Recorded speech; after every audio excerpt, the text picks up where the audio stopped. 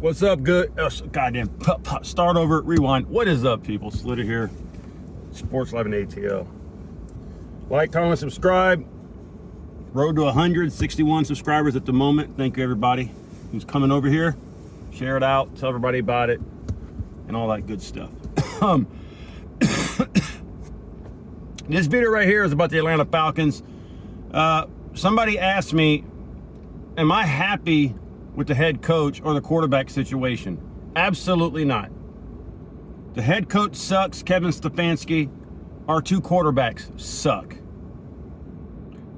We were more stable at quarterback with the healthy Kirk Cousins. Let's don't kid ourselves. If he didn't get paid so much damn money, he probably would still be here as quarterback. All right. Michael Penix sucks. Tua Tagovailoa, or just abbreviation Tua, sucks. Kevin Stefanski, head coach, sucks.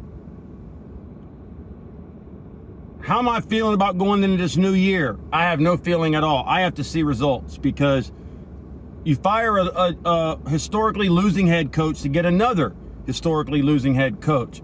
So I'm not buying anything. Your quarterback situation is terrible.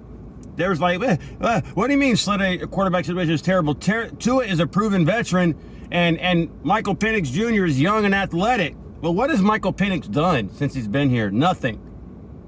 He can't, I said this on my previous channel, he can't make a basic throw. And he barely runs the ball, and he's fast. He sucks. And he's injured. Tua, he's had some moments in his career, but he sucks. You saw what he did last year, right? He played the Falcons, he looked like Dan Marino. He played everybody else, he got beat up, sacked, injured, everything. That's why the Falcons got to us, because they saw the videotape of what he did here against us in that 31-6 or whatever the hell it was, that embarrassment at home. That was one of the worst games I've ever seen in my life. And it was against a 1-6 Dolphins team. Tua looked amazing. I think he threw almost 300 yards, 3 touchdowns, 3 or 4, to my knowledge. He was just throwing lasers. So the Falcons looked at that. The only reason why I'm glad, I guess, we got Tua is for maybe a couple of reasons. It only cost the Falcons $1 million. Low risk, high reward, hopeful. And he can throw the football, but I'm not sold on him. But I'm going to tell you, this preseason, you have to play Tua and Michael a lot. If they're healthy enough to play, they've got to play. You can't say you got a quarterback controversy here and just rely on training camp and scrimmages. You got to play them in these games. These got to be some of the most important preseason games moving forward. And preseason don't mean anything, but you can't come in and start 3 games of basically Easton Stick and whoever we draft. You can't do that. Goddamn itchy nose. You can't do that. You got to see what these guys got. Now, if I had to pick which one I would rather start week 1 against Pittsburgh, it'd be Tua, because at least he's proven he could play in this league at times. Michael Penix sucks. I was impressed, I think, a couple times with Penix. When he relieved Kirk Cousins late in the year when he got injured a couple years ago, he had a nice game against the Giants, looked good against Washington and the Panthers. But last year, Michael Penix looked terrible. It was some of the worst football I've ever seen a quarterback, and I didn't think it could get worse than Desmond Ridder or Marcus Mariota, but it did. And he supposedly has more talent, and he looked worse than those two. Terrible. So what I'm expecting this preseason is to play Tua and Penix a lot. And Kyle, if you don't play these two quarterbacks a lot, you're stupid. Because Falcons, I seriously doubt are going to win week 1 in Pittsburgh. Not that the Steelers are all great, but we don't historically play well against the Steelers anywhere, especially in Pittsburgh, some of our worst games. And I expect us to probably lose week 1.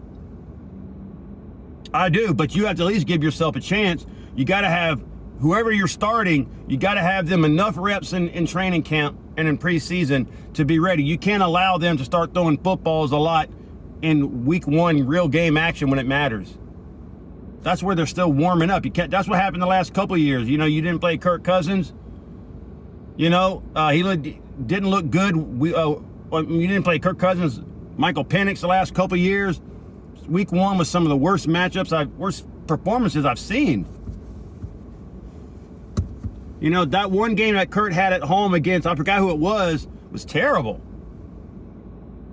And then Michael Penix against Tampa, I think it was week 1. Didn't look all that.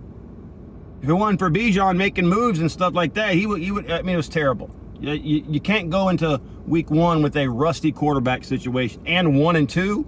So if you don't play him much the preseason, your starter's going to be rusty and your backup is going to be rusty.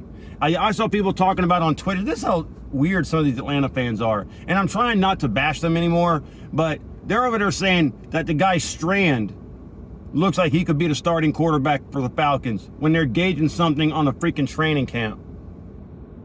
This is how desperate a lot of these Falcon fans are. This is why I don't respect a lot of them.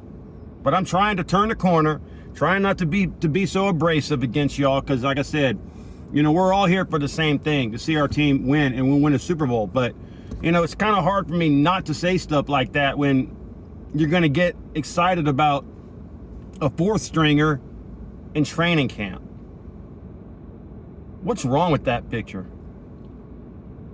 I mean, even in preseason games, you can't judge. Schemes are different. You don't play as fast. You know, you can't. You know, you try to lay back a little bit on what you do.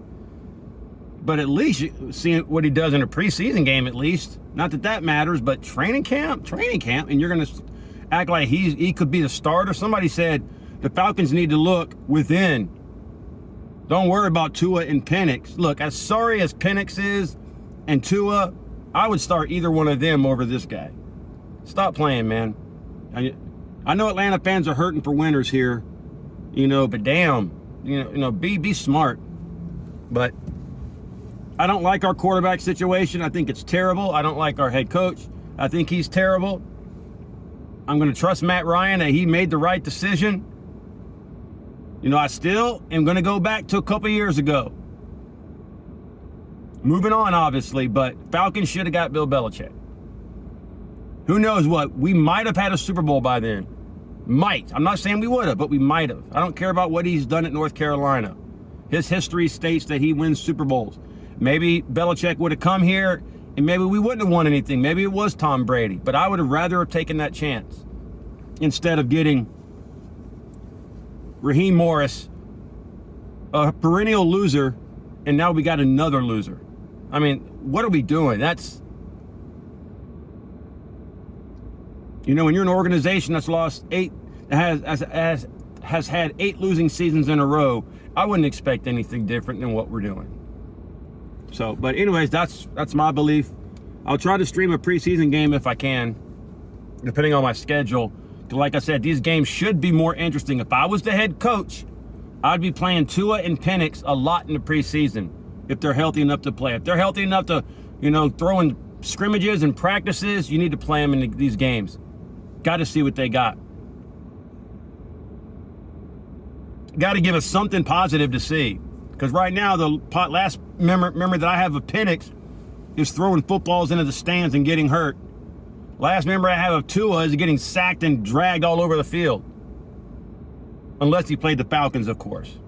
Just go, if y'all want to see Tua at his greatest, just go back and watch the Falcons-Dolphins game from last year, like week 9, whatever the hell it was, week 8. Dolphins came in here 1-6 and they creamed us 31-6 or something. It was, or 31, I don't know what it was, but it was humiliating. The Dolphins dominated here.